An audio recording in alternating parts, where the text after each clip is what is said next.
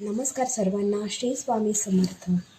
स्वामी महाराज आपल्या सर्वांच्या सर्व चांगल्या इच्छा पूर्ण करो आणि सर्वांना उत्तम आरोग्य देव ही स्वामीचरणी प्रार्थना. मी पूजा तुमचे सर्वांचे आपल्या चॅनलवर मनपूर्वक स्वागत करते. येत्या 15 एप्रिल रोजी वार बुधवारला येत आहे आपल्या स्वामी महाराजांची पुण्यतिथी. स्वामींच्या पुण्यतिथीचे औचित्य साधून आपल्या सर्वांना जशी जमेल, जेवढी जमेल तेवढी, छोटी असो किंवा मोठी, पण स्वामींची सेवा आवर्जून करायची आहे. स्वामींच्या पुण्यतिथीनिमित्त स्वामी समर्थ केंद्रामध्ये सामूहिक श्री गुरुचरित्र पारायण सुद्धा सुरू होणार आहे. जर तुम्हाला शक्य असल्यास नक्कीच तुम्ही सामूहिक सेवेमध्ये सुद्धा पारायण करू शकता. सामूहिक पारायणमध्ये जेव्हा आपण सहभाग घेतो किंवा जेव्हा पारायण आपण सामूहिकरित्या करत असतो तेव्हा त्या पारायणाचे फळ हे दुप्पट आपल्याला मिळत असते. पण जर नसेल काही कारणाने शक्य तर घरीसुद्धा श्री गुरुचरित्र पारायण बरेच सेवेकरी करणार आहेत. तर आजच्या व्हिडिओमध्ये आपण घरी श्री गुरुचरित्र ग्रंथाचे पारायण कसे करायचे, कोणते नियम पाळायचे असतात, पारायणाची पूजा मांडणी याबद्दलची माहिती घेणार आहोत. श्री गुरुचरित्र पारायणासोबतच केंद्रामध्ये प्रहर आणि याग ह्या सगळ्यात उच्च कोटीच्या सेवा सुद्धा होणार आहेत. तर शक्य असेल तर ह्या सेवेमध्ये नक्की सहभागी व्हा, नक्की ह्या सेवेचा लाभ घ्या, तिथे उपस्थित राहा जर तुम्हाला शक्य असेल तर. कारण बऱ्याच खूप काही समस्या आपल्याला फक्त तिथे आपण जेव्हा ते सगळं काही तिथे उपस्थित राहून आपण सगळं काही अनुभवतो त्याने सुद्धा आपल्या बऱ्याच समस्या दूर होत असतात. त्यामुळे प्रहर आणि याग ह्या सगळ्यात खूप महत्त्वाच्या सेवा आहेत ज्या आपण घरी करू शकत नाही, त्या केंद्रामध्येच होत असतात आणि तिथेच आपल्याला त्या जाऊन त्याची अनुभूती घ्यायची असते किंवा त्या सेवा आपल्याला तिथेच जाऊन करायच्या असतात. बऱ्याच जणांना श्री गुरुचरित्र पारायण करायची खूप इच्छा असते, पण कधी अनेकांना माहीत नसते की हे पारायण नक्की कसे करावे, कोणते नियम पाळावेत, कोणत्या गोष्टींची काळजी घ्यायची आहे. श्री गुरुचरित्र ग्रंथ हा 5वा वेद मानला गेला आहे.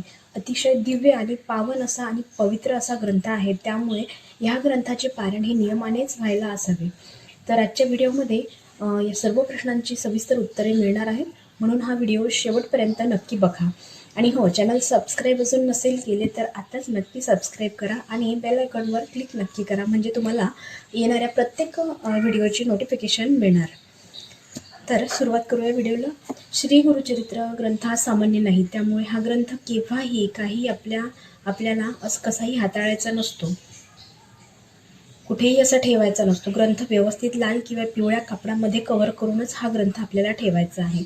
अशा जागी ठेवायचा जिथे वारंवार ग्रंथाला आपला हात लागणार नाही, एवढी काळजी बाळगायची आहे. कारण आपल्या घरामध्ये श्री गुरुचरित्र ग्रंथ असण्याला सुद्धा खूप भाग्य लागत असतं. जे गुरुचरित्र पारायण करतात त्यांना स्वतःला सुद्धा खूप अनुभव आलेले असतील. तुम्ही गुरुचरित्र पारायण केले आहे का आणि तुम्हाला कोणते अनुभव आले आहे किंवा तुमच्या इच्छा कोणत्या पूर्ण झाल्या आहेत त्या कमेंटमध्ये नक्की सांगा. बघा, आपण हा जन्म घेतला आहे तर उभ्या आयुष्यात एकदा तरी श्री गुरुचरित्र पारायण नक्की सर्वांनी करावे आणि अनुभव घ्यावा असं मी म्हणेन.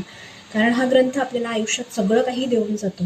हा ग्रंथ म्हणजे खूप मोठी दैवी शक्ती आहे जी शब्दामध्ये सांगणे नक्कीच शक्य नाही. तुमच्या आयुष्यामध्ये जे काही दुःख असतील, प्रॉब्लेम्स असतील, मग ती करिअरविषयी असो, शिक्षणामध्ये अडचणी असो, मुलं बाळं होत नाही, आर्थिक अडचणी किंवा आर्थिक समस्या, पती पत्नीमधील वाद असो, घरामध्ये सतत आजारपण असेल, अगदी जगाच्या पाठीवर कोणताही प्रॉब्लेम असू दे, सगळ्यावर एकच जालीम उपाय आहे, म्हणजे तो म्हणजे गुरुचरित्र ग्रंथाचे पारायण. प्रत्येकाला याचा अनुभव येतोच.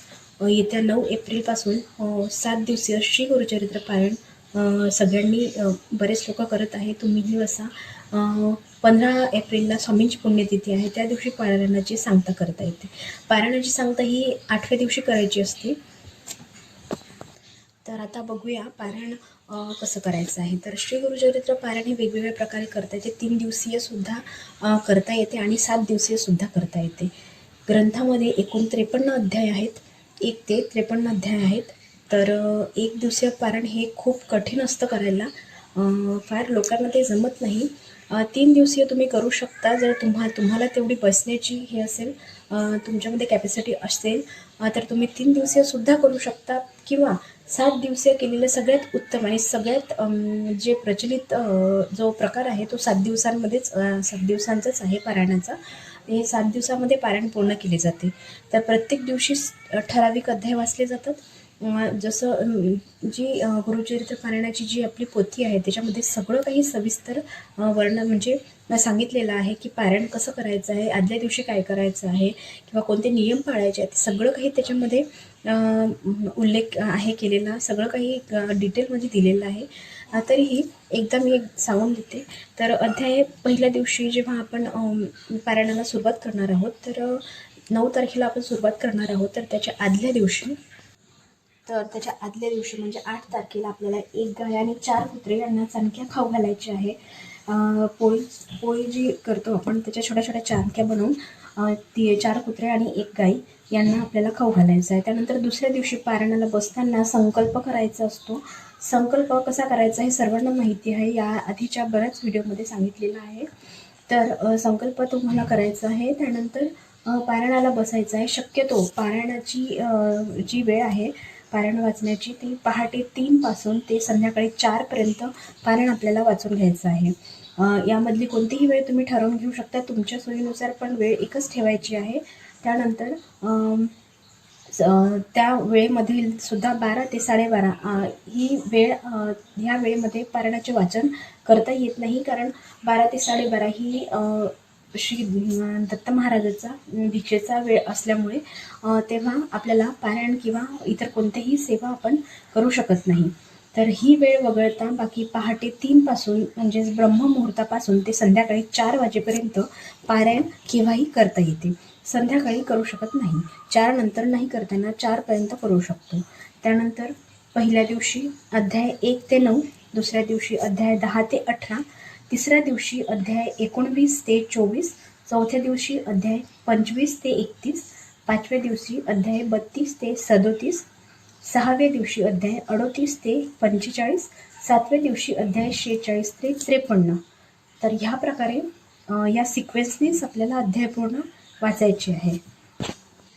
पारायण सुरू असताना जर मध्ये सुतक विटाळ वगैरे जर आलं तर जर तुमच्या घरामध्ये जर सुतूक आलं तर तुम्ही दुसऱ्या कोणाकडून तरी हे पारायण वाचून पूर्ण करायचं आहे.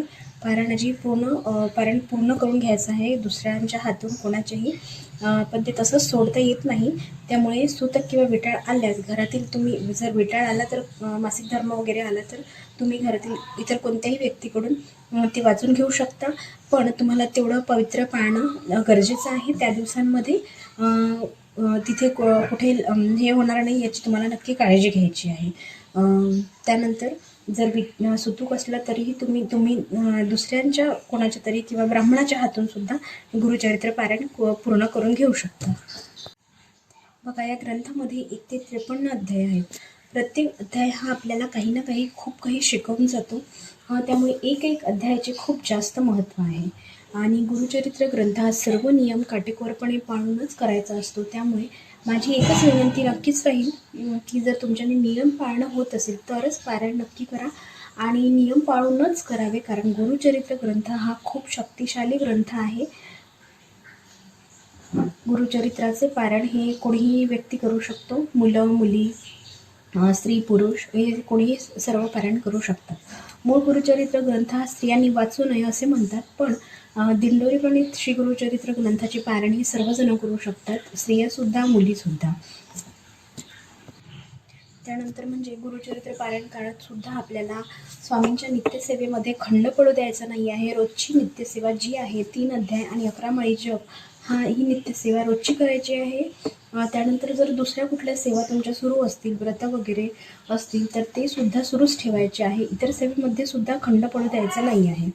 त्यानंतर पारायण काळामध्ये काळा रंग घालणे आवर्जून टाळायचे आहे. काळ्या रंगाचं काहीच आपल्याला वापरायचं नाही आहे. काळा रंग हा वर्ज्य असतो, चालत नाही. त्यामुळे काळ्या रंगाचं काहीच आपल्याला परिधानसुद्धा करायचं नाही आहे किंवा काळ्या रंगाची कोणत्या वस्तूसुद्धा पूजेमध्ये वापरायची नाही आहे, कापड वगैरे काहीही. त्यानंतर गादीवर किंवा सोफ्यावर झोपायचं नाही आहे. खाली दरी किंवा सतरंजी टाकूनच झोपायचं आहे. मांसाहार कडकडीत वर्ज्य करायचा आहे. मनात विचारसुद्धा आणायचा नाही. पारायण काळामध्ये शुद्ध सात्विक घरात बनवलेलंच अन्न आपल्याला खायचं आहे.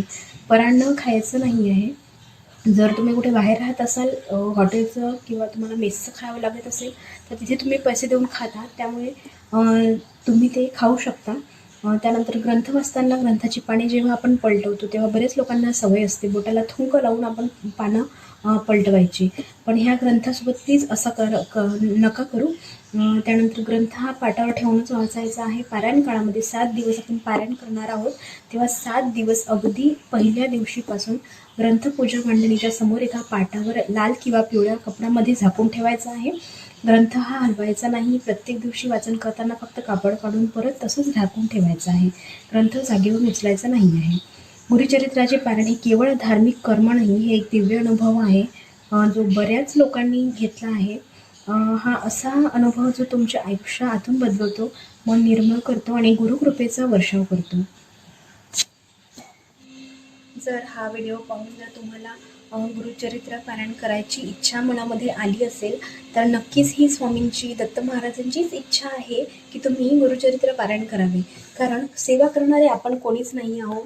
सगळे करता करविता फक्त आणि फक्त महाराज आहेत. त्यांच्या इच्छेशिवाय झाडाचं पानसुद्धा हालत नाही. तर जर तुमच्या मनामध्ये इच्छा असेल तर नक्की तुम्ही करा, सगळ्यांनी करा आणि खूप सुंदर अनुभव येतात. साक्षात दत्त महाराज दर्शन देतात.